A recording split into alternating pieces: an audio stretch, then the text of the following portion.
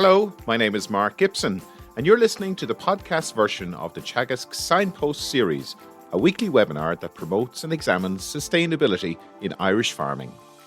Good morning, and you're very welcome to this morning's Signpost programme. My name is Pat Murphy, Head of Environment Knowledge Transfer with Teagasc. This morning, I'm delighted to be joined by Paula Kearney from Galway City Council.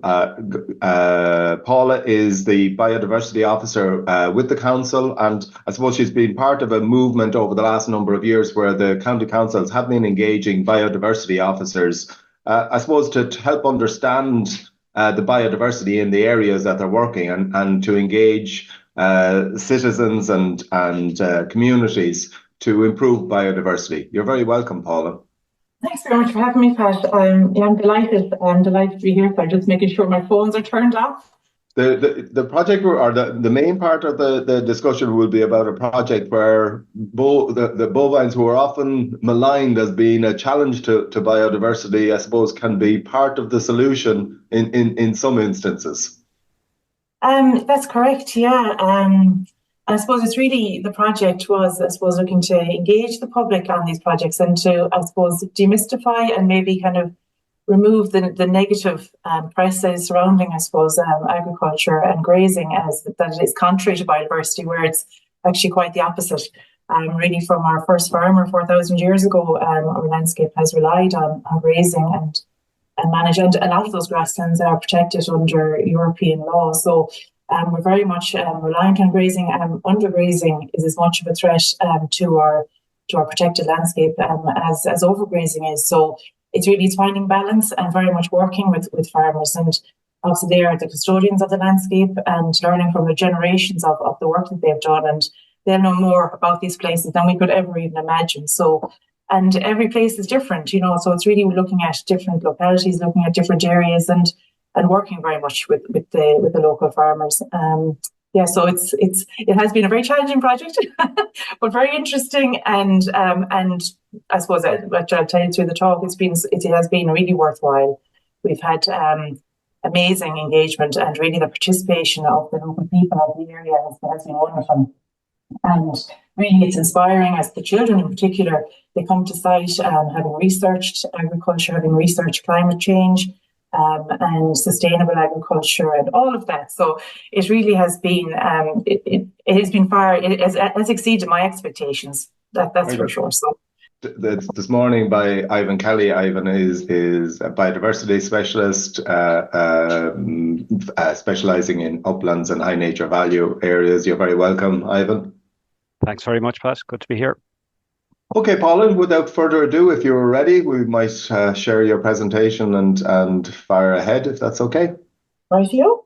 And thank you very much for the lovely introduction there, Pat. I work for Galway City Council, and so I'm part of the biodiversity programme, which has been led out by the Heritage Council, which supports the biodiversity officers across the country. I think we have a full complement now, nearly at this stage. I think Mayo is one of the last, so they're in the middle of procuring a biodiversity officer. So if anybody in the audience is interested in applying, I think that's the active at the moment.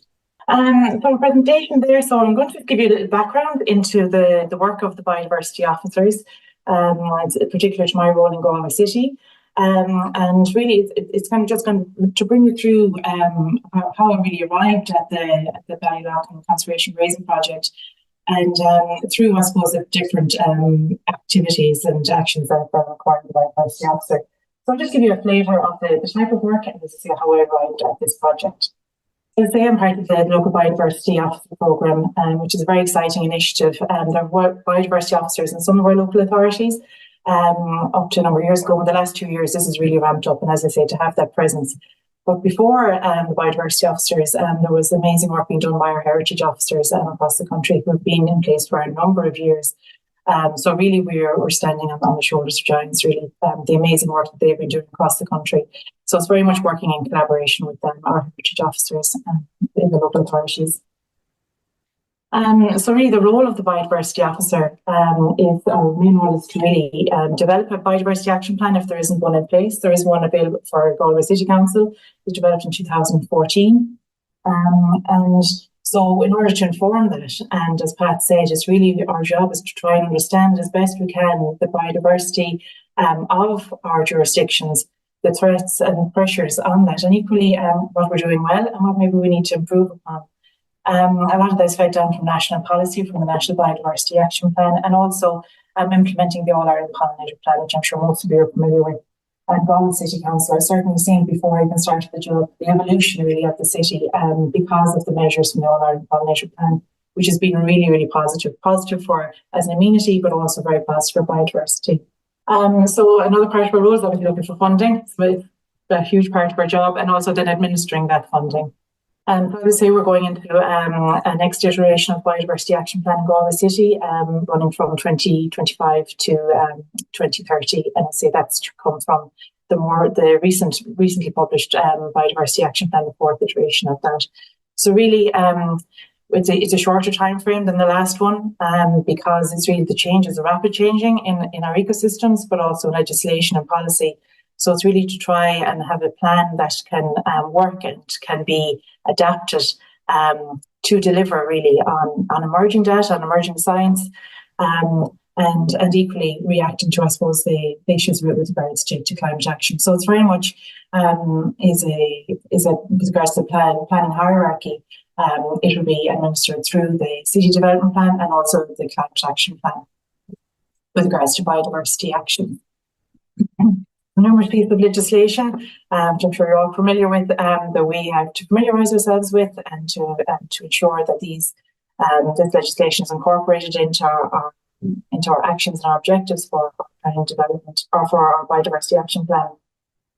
And so really they're very, very similar to what we also combined within the City Development Plan, which would then be regulated through the Planning and Development Act and regulations. So coming from European right through our own national, certainly the Wildlife Act, Water Framework Directive, air quality, soil. So there's numerous pieces of legislation that we have to consider when we're developing our actions and projects within our jurisdictions. Biodiversity can influence, and I'm hoping will influence, all departments within the local authority. And that's certainly that there is consideration of biodiversity and our green spaces in future planning and strategic planning within the city. So as I say, it's informed by the City Development Plan, as our recently published Climate Action Plan, which has been produced by all local authorities. We're currently working on the green spaces strategy, and that's really to look at our green spaces and how we're using them, because there's huge pressure, and this would be the same across all local authorities with regards to land use, land availability, and there are competing requirements for that land. So whether it be agriculture, housing, of course, housing prices, flood relief, how to attenuate water on the land, and you've got biodiversity and also amenity pressure, sports capital. So there's all these competing interests really in land, and particularly in urban space. So it's how can biodiversity be absorbed, how can it be subsumed into those plans, and how can it be considered at the very early stages of planning, in that we can hopefully avoid impacts but mitigate and, as I say, very much enhance where we can the biodiversity of our green spaces. I'm also heavily involved in the Corca flood relief project. My background would have been an impact assessment, environmental impact assessment, and flood relief schemes. I would have worked in a number of those across the country. So we're very interested, and again, participating and actively engaging with the experts in the area, and looking at nature-based solutions with regards to flood relief projects in conjunction with the engineering options. So I work with the Fabulous team. I'm in the Recreation and Amenity Department and in Parks in Galway City Council. So I work with an amazing team, and they've been forging ahead with the pollinator plan way before I even started with the local authorities. So they've done amazing work, and as I said, they really have transformed the city in the last number of years. And again, it's changing hearts and minds, working with local communities, empowering local communities about, I suppose, managing their green spaces for biodiversity, but also the value that that's giving to their children, and also with regards to mental health. And I suppose we all knew that from COVID, actually, the value of actually being in a wild space, in a green space, and I suppose just with helping people to kind of cope and navigate through those challenging times. So it's really recognising the value of biodiversity and nature for our very well-being. So a part of my job is outreach projects, so engaging with the local communities. Ponds are a real passion project of mine. I know having some discussions with the planners and engineers in Galway City Council, and that we're trying to keep water out of the city, no mind bring it back into it. But certainly there's very little water, actually, particularly in the east of the city with regards to standing water ponds. Also, you have the mighty Corrib and Galway Bay, but clean freshwater sources are a real challenge, and there is really a lack of availability of clean water for our biodiversity. So we're working with local communities on establishing ponds and creating clean spaces for biodiversity, but also again for mental health and education. We're also working on nature-based solutions, which is part of the Buaile Bó Ballyloughane project, and really what I suppose has been a very, very powerful project was the sand dune project in Garton Beach. So that's just east of Salt Hill, if you're familiar with it, of the prom. So walking from the prom into town, you'll pass it. And we put in about 130 metres of sand fencing, chestnut paling fencing to establish sand dunes. And really, I suppose there was a lot of scepticism about it. How could a little bit of fencing help really with established sand dunes? But equally, how can it protect the infrastructure to the back of the beach? What had happened before is that sand was blowing up onto the road. It was blocking drains and actually blocking access onto the road after severe storm events. So after a few months, actually I'm sure you know this slide on that one, that sand actually was held on the beach by the sand fencing, and vegetation established and biodiversity came back into an area there was no biodiversity there at all for a number of years. So very small interventions actually into the landscape can have really significant impacts, positive impacts with regards to our battle against climate change. I'm also working with our experts in the marine environment from ATU at the University of Galway and also the Marine Institute with regards to seagrass restoration. And again, in the urban space, then looking where we can bring biodiversity into the city area, but also for it to provide a benefit with regards to stormwater management. Invasive species, again, you may all be very familiar with these. So we're looking across the marine, the terrestrial and the freshwater. So this map is really data gathering. So it's a desktop, but our expanse of invasives is actually far greater than this, and particularly along our aquatic zones, our canals and up through the Corrib.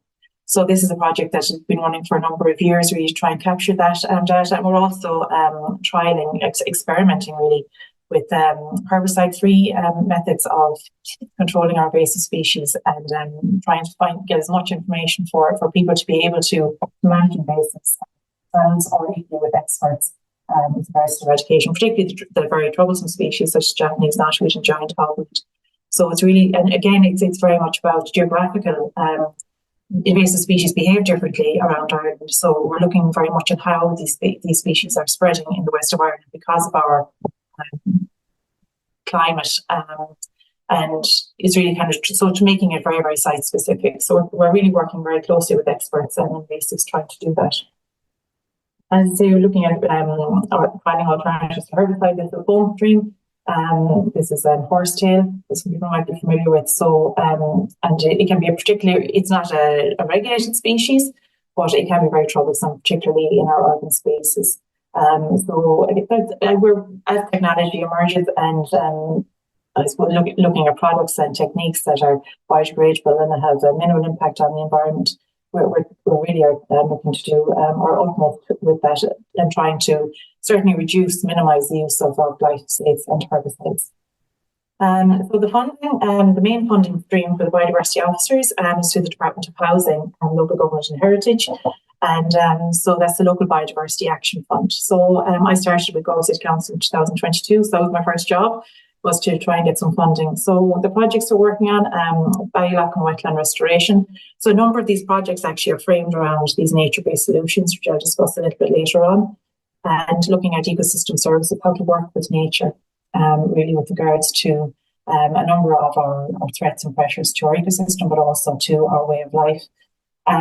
So looking at land restoration projects, invasive species, as I mentioned, and working with local conservation groups, Birdwatch Ireland, Coastwatch, Sea Search, there's a number of amazing conservation groups working tirelessly across the country. So looking to support them in any way we can with training and equipment. Very exciting project for Galway this year, Galway City, and it's also in Galway County, is the Burn Bio project. You'll be familiar with it would have come from the Burn Bio Trust in Burn there, and it was rolled out in Clare, in Mayo, and also it's in Meath and Leitrim as well this year. So it's very exciting, and particularly for an urban space. So that's just starting now, so it'll be interesting to see how that progresses over the summer. Also recording mayfly with regards to their conservation status, ecological modelling, and I have a slide on that actually, which is a very interesting project. And again, looking at the value of our green spaces for wildlife connectivity. Galway Swift project, we've had a decline of at least 60-70% of our swift population in Galway City, which is really kind of mirroring house improvement, home improvement, installation projects, which is absolutely amazing, very, very valuable and very important for people with regards to energy prices. But unfortunately, it's removing habitat for swifts. So we're just looking to see how we can mitigate that and create new spaces and new nesting habitat for swifts across the city. And as I mentioned, the Garden Beach Dune Restoration Project. So as you mentioned at the beginning there of the presentation, it's understanding our green spaces, understanding what's going on within our jurisdiction with regards to biodiversity and its threats and pressures. So this information is published by the OSI and Táillte Éireann, and it's the land cover map. So this is a more detailed representation of the land cover in Ireland from Corrine. So Corrine would have been a data set that we would have used, maybe familiar with, and to say this is more detailed. So a lot of this is done from aerial photography and various different data sets. So this really gives us a really good impression of the land cover in Galway City. So as you can see, it's an extensive urban space, but very much on the periphery and on the edges there. This wonderful green belt, which connects either side of the city right down to the coast, and then let's say the core going right up through the city. So looking at this, we're obviously very, very lucky to have proximity to these green spaces, but really it's looking at the challenges on how to protect them, how to enhance them, and equally how to connect those spaces really for movement of wildlife, but also actually the movement of people without using cars. So active travel, walking, cycling. So looking at our green network to cater for that, but also very much looking to see how our wildlife moves across the city. And with that, then we're looking at the zoning. So the city development plan, these areas are zoned. And again, as you can see, a lot of those green spaces, for no surprise, would correspond to agricultural land, agricultural high amenity, and our recreation and amenity spaces. So really would cover our green areas, particularly on the outskirts of the city. With regards then to protection of our green spaces, we have a number of designations, with the international, European designations, special protection areas for birds, and special areas of conservation for animals and habitats. We also have our national designations, natural heritage areas. Our proposed natural heritage areas are protected under agri-environment schemes and our development plans. And also there was areas identified in a previous iteration of the city development plan. So areas that are of high ecological value in a local context. So these are the legislative or planning protection that we have in our green spaces. But as you can see, certainly it's the connectivity between these areas is something that would be of concern. And the reason for that is that so that animals and species can move between sites. And this helps with genetic diversity and also with regards to the preservation of these sites into the future. And it also corridors and ecological corridors, they provide pathways for animals to move away from threats and pressures from severe storm events or from disease. And really, so it's in ensuring that there's genetic diversity. It's a good mix of the population. So connectivity is very, very important. So one of the studies I had mentioned earlier on that was supported by the Local Biodiversity Action Fund was understanding the movement or the barriers to movement of wildlife across the city. The map there to your left is the national tree map for Galway City. So it looks quite encouraging, but you can see certainly in the east of the city, it's packed with green as opposed to long sinuous areas of woodland or corridors, hedgerows. We can't stress enough the importance of our river corridors, of our hedgerow and tree line network, and particularly for the movement of animals and species. So it's really the Vincent Wildlife Trust did a model, and this model is actually based on circuit theory, electrical circuit theory, and they look at landscape features as resistance. So there's numerous data sets that are fed into this model, and so it's traffic data, the tree information, the tree line information is provided to them, and also the landscape. So where there are barriers in the landscape, lighting in particular, so particularly in the urban space. So you can see the areas in red actually indicates high connectivity. So again, mirroring our agricultural lands to the outskirts of the city, how important that landscape is for the movement of our wildlife and the preservation of our wildlife, and equally commuting and wildlife up into the county and also around the city. But as you can see, through the city, there's very, very little in the way of connectivity. And this really would be of significant concern. And it just shows really the barriers to movement of people, but also, as I say, the movement of wildlife through the city. So this is a very, very powerful tool for us to look to see how we can enhance that and how we can protect that into the future. So now looking at our ecosystem services. So I say, looking at the data gathering process is really what I'm doing at the moment. And it's really understanding and, again, communicating the value of nature, of our natural spaces, and what they provide for us. Not only our food, clean water, clean air, but also with regards to coastal defence, with regards to storm attenuation, flood defence, nutrient cycling, so the breaking down of nutrients, the recycling of waste, also the cultural, our sense of place, our sense of our connection to the landscape. And equally, as I mentioned, the mental health benefits of actually being in our wild spaces and being immersed in nature is very, very important. Again, with disease control.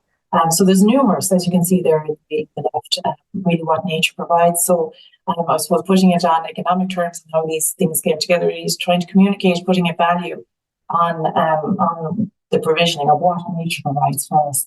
So I see our green network, soil permeability, how water is stored and how it's commuted through the land to the sea and to our water courses.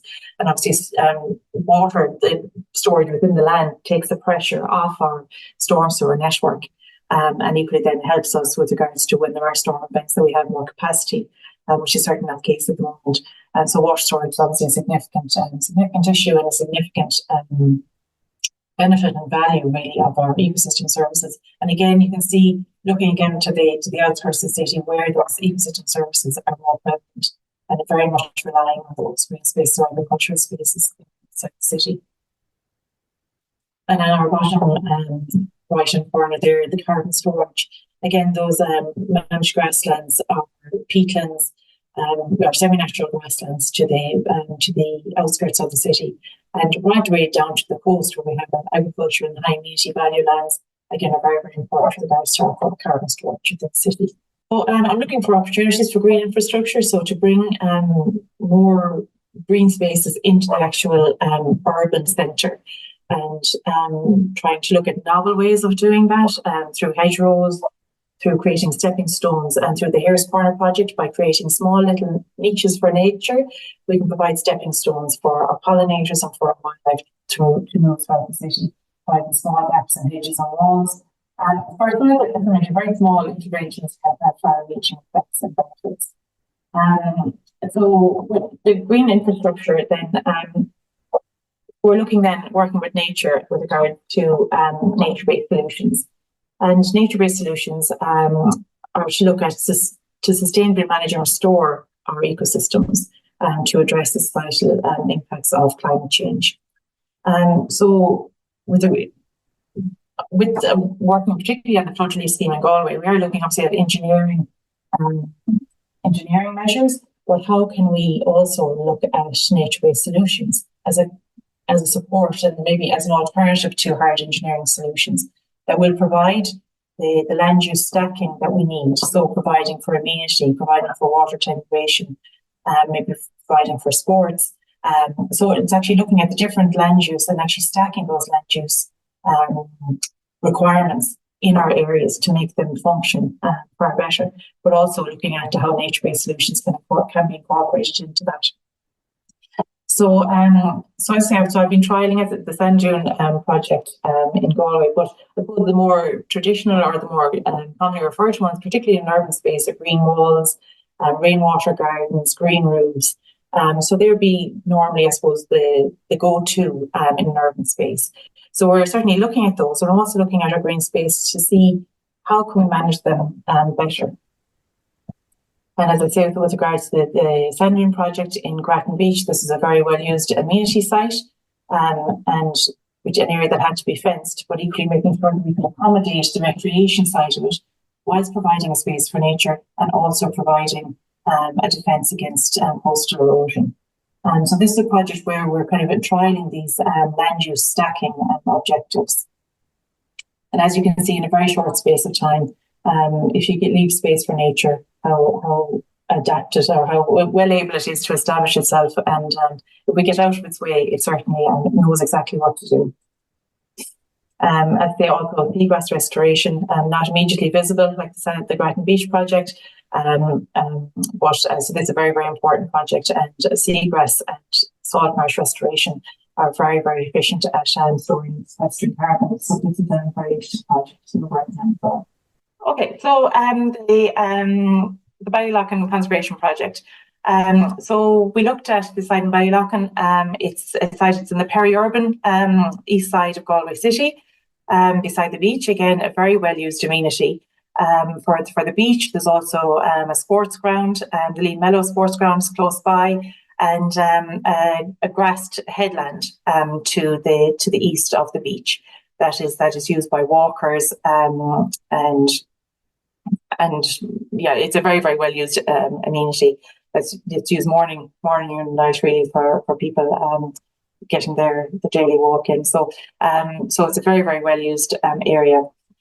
So we looked at this area for opportunities. There is an old lake to the back of the prom there that's been filled in over the years. We're looking at opportunities there for nature-based solutions with regards to stormwater management, wave overtopping. And when I was investigating that site for with regards to flood attenuation and storm attenuation, we're also looking at the headland and how we could manage that green space better. So there's a network of walks all the way around the area, and so we thought that perhaps this might be an area that we could actually again look at nature-based solutions, looking at improving the ecosystem services of the site, and potentially with conservation grazing. So it was really just something that we just had it was a light enough discussion when we first came to pass. So the context of projects that we're working with a farmer from Lacca with Dexter cows, and we approached the National Parks and Wildlife Service for funding, and it was very much at the latter end of last year that we were approved for funding for this project. And we also got funding from a Creative Ireland programme, and that was particularly with regards to the community outreach and creativity aspects of the project. So the name Buaile Bó, so it comes from the Irish word of enclosure, for animal enclosure, and sometimes referred to as Buaile. So our Irish officer, Marcus, was very good at providing us the name, and it has resonated with the community, and it has certainly worked very well with the promotion of the project. So just going to go back a step with regards to conservation grazing. What is conservation grazing? So it's the use of animals to maintain and enhance biodiversity. It's a tool for managing improved and semi-natural habitats and landscape with domestic animals. And as I mentioned it very early on in my talk, is that landscapes have developed really through our grazing, particularly our wonderful grasslands, our semi-natural grasslands, and our woodland habitats. And our habitats really do rely on grazing or that intervention with regards to maintaining the biodiversity, maintaining the different ecosystems within our landscapes. And very much our heritage breeds, our native Irish breeds, have been adapted, have been bred particularly for the conditions in Ireland, and particularly in the west of Ireland, and that they would be hardy enough really to withstand the harsh winter weather, which we certainly experienced this month. So the native, or the Irish Native Rare Breed Society, they have a fabulous website and with a phenomenal amount of information with regards to our native rare breeds. And just looking at the cattle breeds, the Domains, the Moiled, Dexter and Kerry cattle. So as part of this project, I was very keen that we looked at, I would be very familiar with certain Scottish breeds with regards to the Galway Belted and the Highland cows, and they've been used across the country, across the UK and Ireland for conservation grazing projects. I think particularly because they're quite docile. And but I was very, very keen as part of this project, because obviously it's an environmental but also an agricultural project that we promote, and we certainly I suppose communicate the value of our rare breeds and our heritage breeds as part of this project. So that was really the focus of the project. So I researching really conservation projects across the country, and it's really just making sure that the site would be suitable and looking at the principles and the key considerations. It's not something that can be done on every site, and it has to be really carefully thought out and carefully considered. So the main points that we looked at, obviously animal welfare was my top priority. And then understanding actually by doing this project was actually going to benefit the local ecosystem. Again, as I mentioned, the type of livestock, I was very keen that we use the Irish breeds. And then whether or not the site would be able to support the animal without negatively impacting the habitat. Also adjusting to the seasonal requirements. And again, it really got to do with the ecological benefits of the site. What were we really hoping to achieve through the project? Whether or not the project could be monitored regularly, and that we would monitor and publish any data with regards to the project, and whether or not it may inform and support other people in delivering similar projects across the country. So I think one of the trailblazers there is Little Youngkin, and she's been managing the goat herd up in Hoth Head with regards to fire risk and also with regards to the biodiversity of the site. And there has been numerous papers, and a lovely piece was done by the Irish Times there with regards to the different conservation grazing projects that are going on across the country and using the different breeds of animal. And very, very supportive and very encouraging. So based on the people have certainly gone way before me, that I was encouraged that this project may work. It may stand a chance of actually succeeding in this space, but the challenge of being that it is in an urban, for all that it's at a beach, it's around, it's a very densely populated residential area and a very heavily used amenity. So there were certainly very valid concerns about the project. As I mentioned, Ballyloughane South area it's located at the east of the city, within that peri-urban area, in around the Renmore, Wishka. So it's a very built-up residential area, and as I say, a very, very well-used amenity. The headland itself, we looked at, as I mentioned, there's a pathway network all the way around the amenity. And from a planning point of view, those pathways could not be impeded. You could not impede access to those areas. So obviously there's planning considerations here as well. Now the area is within public lands. So with regards to the project, that made life a little bit easier for me with regards to obviously having to procure lands or land agreements. So there was a little bit easier to deliver the project in that context.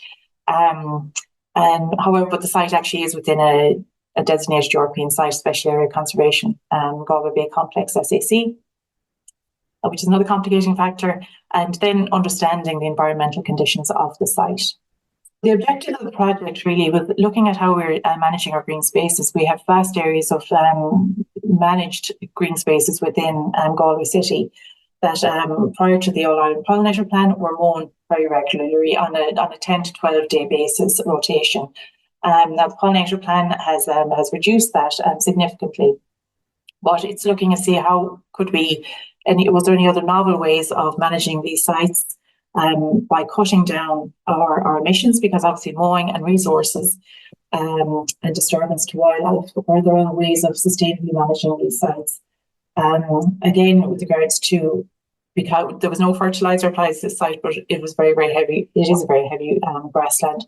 So whether or not we could reduce the grass energy within those green spaces to improve the sites for biodiversity.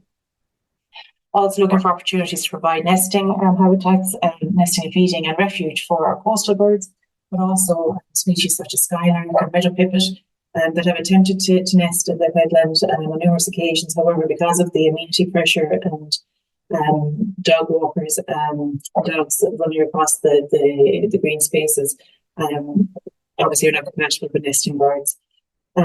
So as well as that, we're required to look at nature-based solutions as part of our climate adaptation goals and under the climate action plan.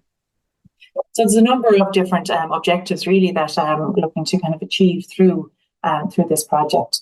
And again, as I mentioned, the developing cultural heritage interest in our native stock species, and the outreach element of the project was obviously a significant aspect.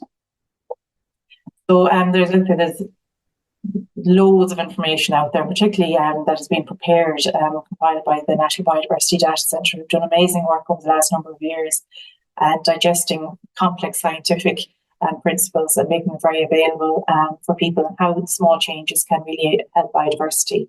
Also, the Farming for Nature, wonderful publications.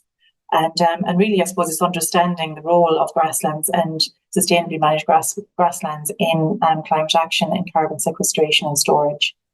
So I'd identified the site, understood the planning issues, the land conditions, the environmental conditions, and then how would I actually get animals onto this site? It was obviously a very significant part of the project.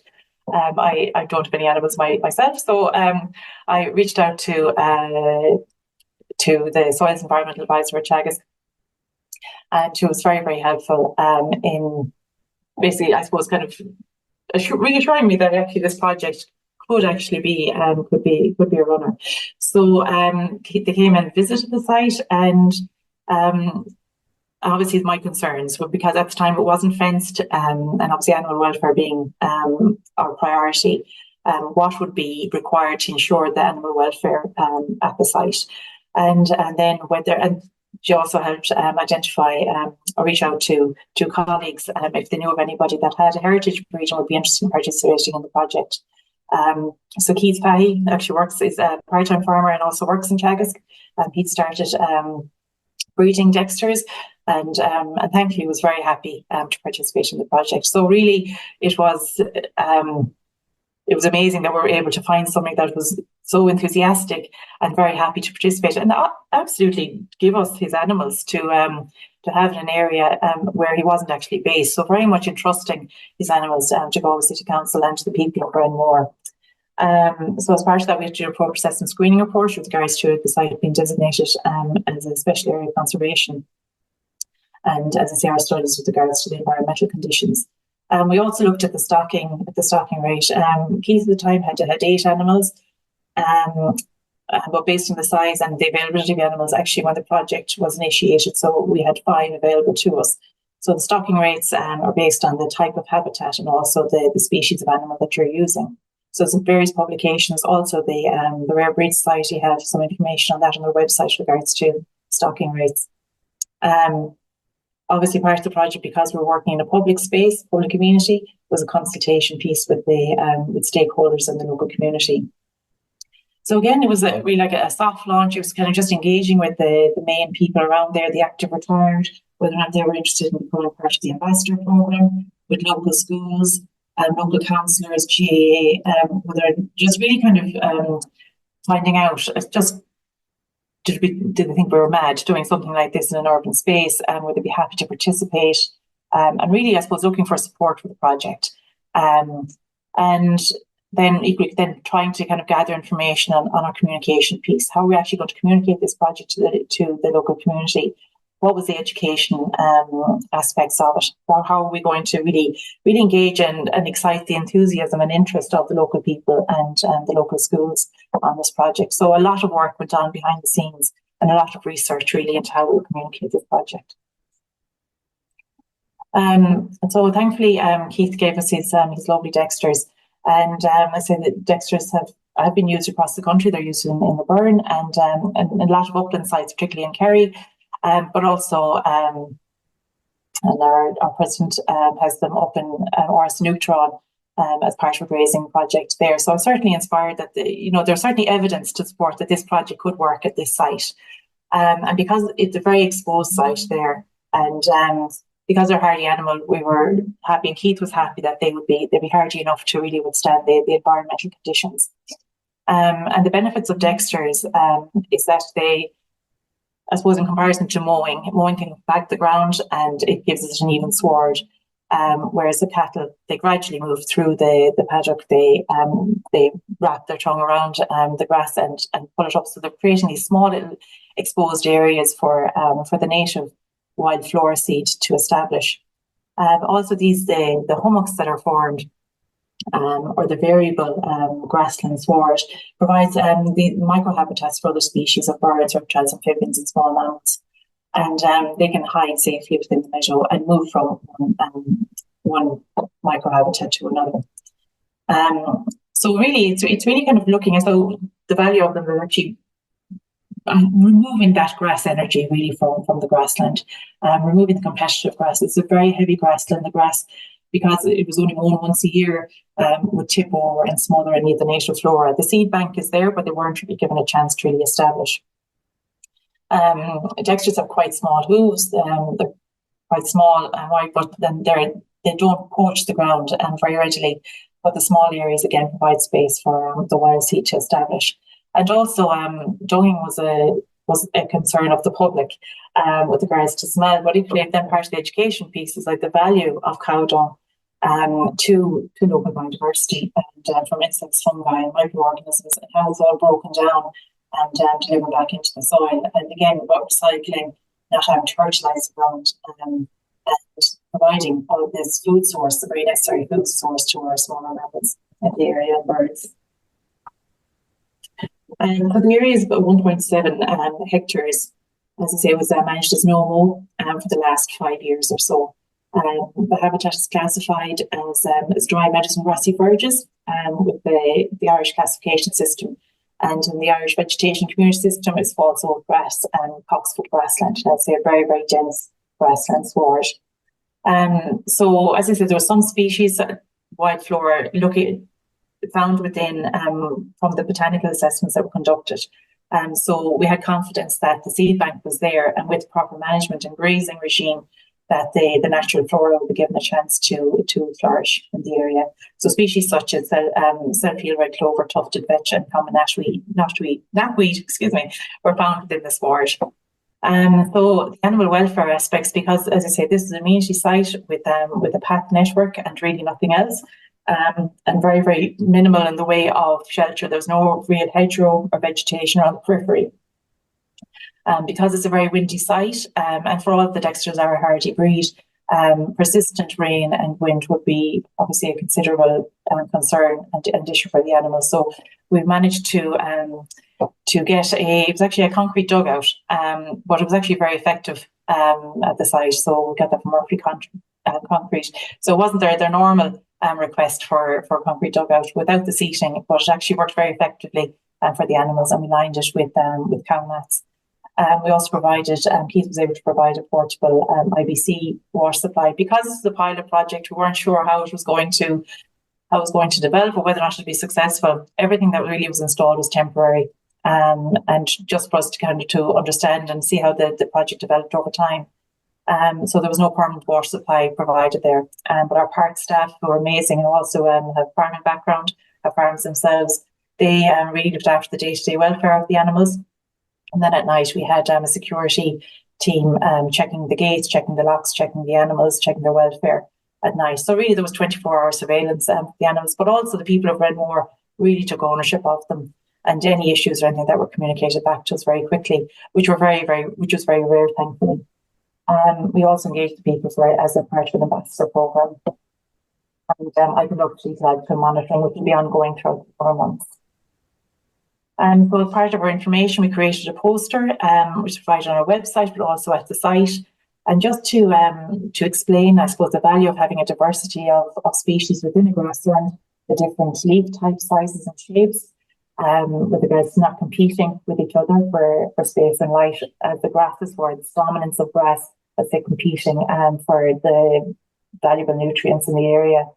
But also the variability in root depths and of that role in bringing water further down into the soil, but also with regards to organic carbon and keeping the carbon down into the soil with regards to climate change. So that was a very important aspect of the project and very much supported by Creative Ireland with regards to the artistry, but also the scientific principles of the project. And then also, we're going to have to finish up. We're 10 minutes to go, and so if you're nearly finished, you might just if we could get a few minutes then for questions. Rightio, yeah. I think it's just most of it there. So this is our ambassador program and our public outreach, and then our next step with regards to monitoring, botanical monitoring, and also with climate flux monitoring, and establishing more permanent features as well for animal welfare. Now there was that video, but as I say, we didn't hear that video after about the Great Irish Grasslands, and that was me. Yeah. So the animals were moved off site last week, so they were on site for 10 weeks in total, and so they're gone back to their farm in Lacca to calve, and hopefully back again with us late September this year. And that's it. Okay, thank you very much. Sorry now to interrupt you there. Sorry. No, I'm just supposed to leave a few minutes for questions. So it's designed to be a winter grazing project with them gone then for the summer. Is that correct? That's correct. Yeah. So really, ideally, you have the animals grazing from October to March, and then you're coming into the growing season. Obviously, because of our weather conditions this year, there were some challenges there, but we extended the grazing until April because there was still a lot of grass for them to eat. But coming into May, we're coming into the after growing season, so the animals moved off site. But ideally, the time is October to March. Okay, just remind people to use the Q&A for any questions. You might just stop sharing there. And you didn't end up with any problems with excessive poaching in any areas, or the animals gathering and spending a lot of time in small areas and doing damage? No, so the site, as I divided up into two paddocks. The larger one, I brought them to the larger one first, again because of the weather. The smaller one was near the coastline. So actually in that site, other than the work that we had to do, so obviously we're going in and out with tractors, with the water, and putting in the windbreaks and things like that. So actually we're the ones that cause the damage more so than the animals, to be honest with you, because the ground is a little bit soft.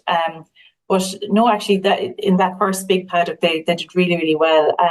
Now, there also was curiosity of the animals, with the people. They hadn't been familiar with obviously that many people, and certainly weren't familiar with dogs. So a little bit by the fence, but really nothing that would be of any concern, and certainly no big areas of bare ground or waterlogging or anything like that. So I was actually delighted with the first site. The second site, because of weather, we couldn't move them as soon as we wanted, and they didn't get as long on the second site, unfortunately.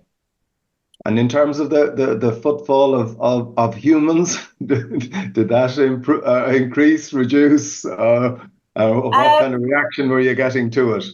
Well, yeah. So at the beginning, and I suppose lessons learned on the project.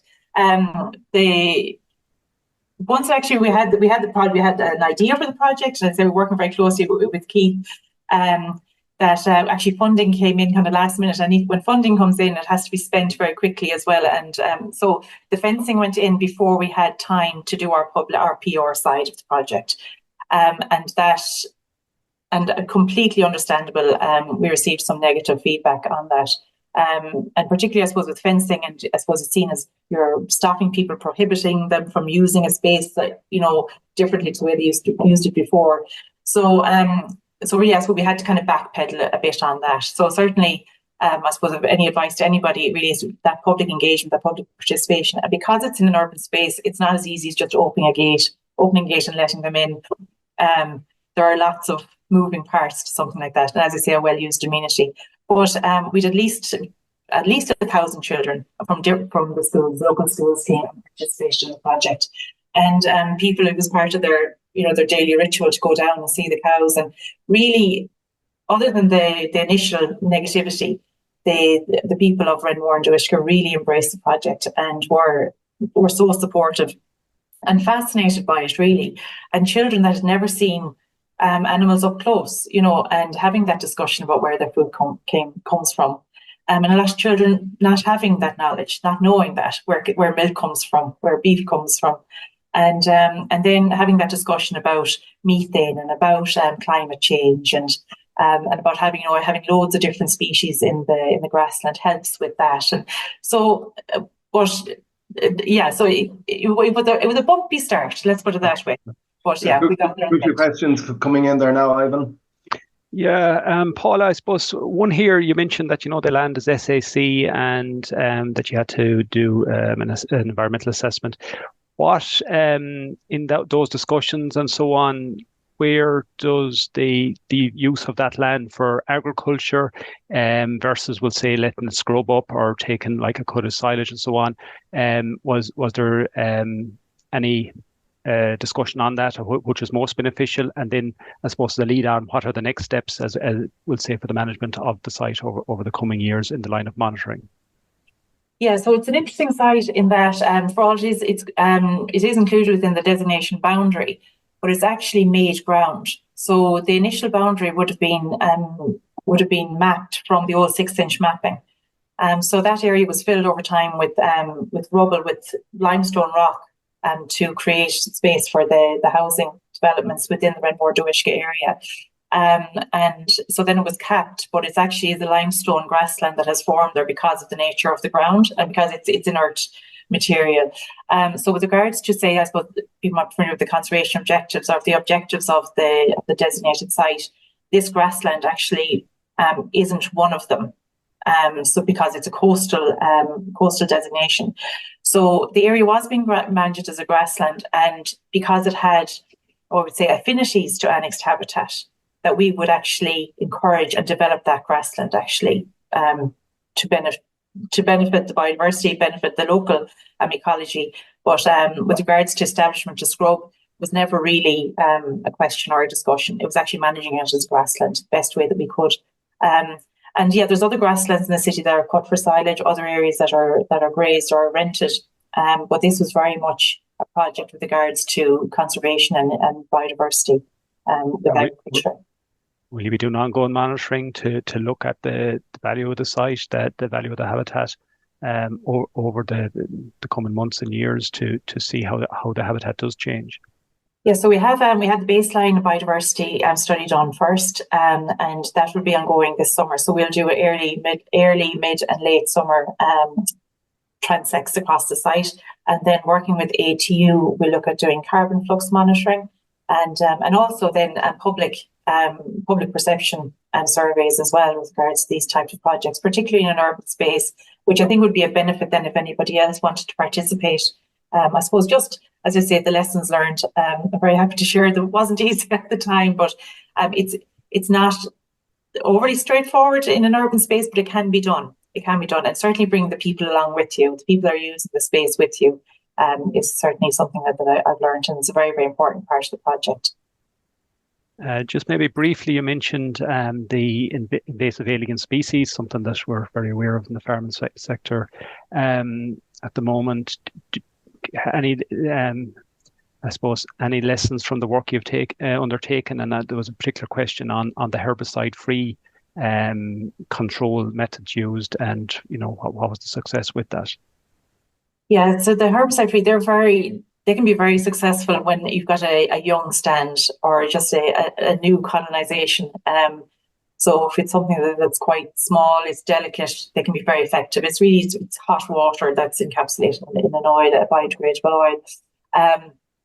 Other measures we're doing, we're mulching, digging out. So winter heliotrope is a huge problem across the city. It's not regulated. So we're mulching that using no-dig principles as well in certain areas. Physical methods for the likes of giant hogweed. We are using a herbicide where we need to obviously Japanese knotweed. Again, looking at excavation, shallow bunds. It's a combination, and I think everybody probably, unfortunately, if I knew the solution, I'd be a very rich woman. But it's trial and error, and it's very much looking at how species are behaving where you live, because the guidelines out there might not be applicable or might not be the best fit for you. So it's maybe talking to local advisors, local experts. But it is trial and error, and so what we're finding certainly with Japanese knotweed, because of the treatment that's been going on in the city, overdosing of glyphosate is becoming resilient and certainly becoming dormant. And then we think that it's been removed or eradicated, and it emerges a few years later. So it's very, very complex, and there's no quick and easy fix. But I think it's a combination. So it's kind of beating it back with various different techniques, and the herbicide-free methods can certainly help with early establishment. Actually, at that site, we actually have Japanese knotweed that was excluded from the grazing area. It's consistent approach with those very prolific species. Will the fencing be seen as an impediment during the summer, or will you open up the area for access again during that period? Yeah, I take your point. No, we're actually going to keep it closed because of nesting birds. Okay. And so the skylark and meadowpipit have started to nest there, and which they haven't been able to do for a number of years. And people often mentioned that before it became a very busy site, that they missed the call of the skylark. But yeah, we've heard they've actually started to nest this year. So because there's a lot of dog walking in the areas, that we're going to keep the area fenced off and monitor the birds. Because there's very little in the way of other available grasslands in the area for them to nest. So, and that's been part of the project as well. So it's not only grazing during the winter months, but then providing a space for nature during the summer. And there was a question there around the use of sheep fencing, but I presume that's as much to keep dogs out of the area as it is to keep animals inside. That's it, exactly. Yeah. So it's the Farm Relief Service that put in the fencing first, and they did a great job. So it was very, very effective. But in this situation, I know in Clare, when they had the winterage, the animals graze right down to the beach. Because it's a very new project and the animals would not have been used to the area, fencing was necessary. Now, some very complimentary comments coming in there as well from a few of our regulars. And listen, I think we're going to have to leave it there. It just shows what can be done if the will is there. Hopefully it's going to be able to be sustainable for the City Council to continue, and hopefully the funding that's required to do it probably won't be huge on an ongoing basis, but hopefully it will be in place, and it becomes a huge resource for the local people, local children, etc. So listen, best of luck with it, and thanks very much for coming on and describing it to us. Really enjoyed it. Thanks very much. Appreciate that. Thanks, everyone. Thanks to Ivan for helping, and to Yvonne for supporting us in the background. Next week we'll be joined by Jack Nolan and talking about organic farming in Ireland. A huge increase has occurred over the last number of years in the level of organic farming. A huge level of increase in the support provided through schemes. So Jack will come on, and he's been with us a few times before, and I think he's tended to draw a good crowd when he comes on. I think he's our record viewership was one of Jack's talks. So I really look forward to Jack coming on next week and giving us an update on what's happening within in organics within the country. And we'll see you next Friday. You've been listening to the podcast version of the Teagasc Signpost Series, the weekly webinar that promotes and examines sustainability in Irish farming. Don't forget to join us live every Friday morning for our latest webinar. For more, visit teagasc.ie. And you can also rate, review and subscribe to the Signpost Series on Apple Podcasts, Spotify, or wherever you get your podcasts from. I'm Mark Gibson, and thanks for listening.